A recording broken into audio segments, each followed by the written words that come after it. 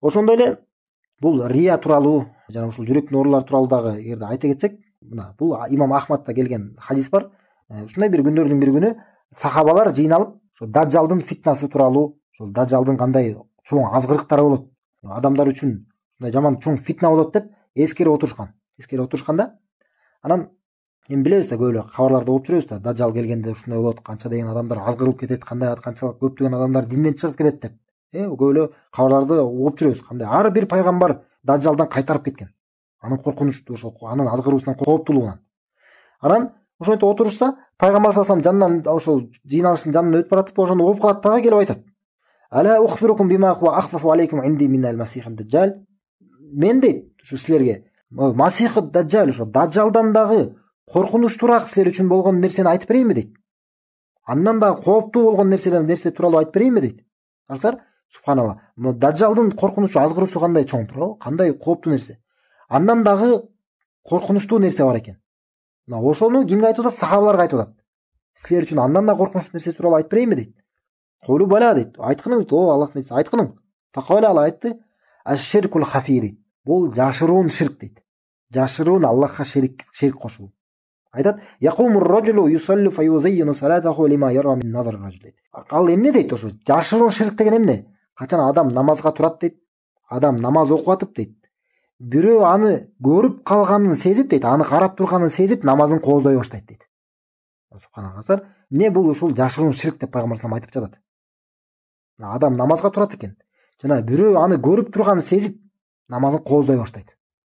Намаздагы рүкүлөрүн, саждаларын, кыямдарын көбүрөөк кылып, узагыраак кылып, же Куран окуп атса намаздагы үнүн кооздоп, ошентип адам көрүп тургандыгы себептүү намазын кооздай баштайт.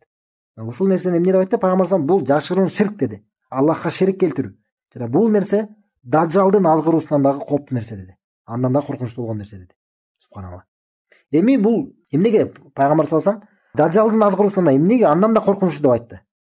Мында бул тууралуу шейхтер бизге айтып беришет. Себептерин биринчиден, дажжалдын азгыруусу же ошондой эле башка дагы азгыруу, анык ширк бар, анык азгыруулар бар, башка динге чакыруу, мунун баары тең, бул кооптуу нерсенин баары тең анык нерсе, анык көрүнүп турат. Дажжал ошо кыяматка жакын келгенде анык келип чакырат, өзү келип анан адамдарды азгырууга чакырат.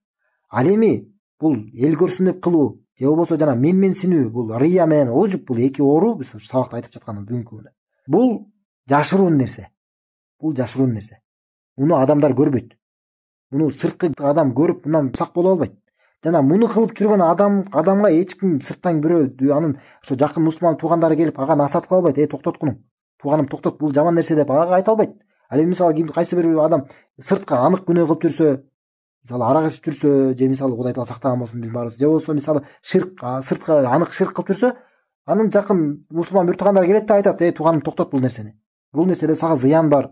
Бул нерседе сен акыретиңди жоготуп аласың. Бул жаман нерсе" деп ага эмне кылат? Ага насаат айтат. Ал эми рия кылган адамды, эл көрсүн деп кылып жүргөн адамды аны ким токтотот?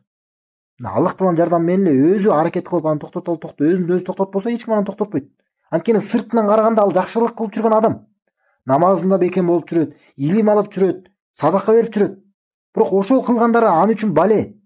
Тескерисинче ал үчүн бале болуп атат. Ал кылган ошол иштерин адамдар мактасын деп, же болбосо өзүнүн көңүлүн ток болуусу үчүн эле, өзү менен өзү суктаныш үчүн кылып атат. Ошол менен адам эмне болуп атат? Өзүн тозокко алып баруучу ишти кылып атат, ширк кылып атат.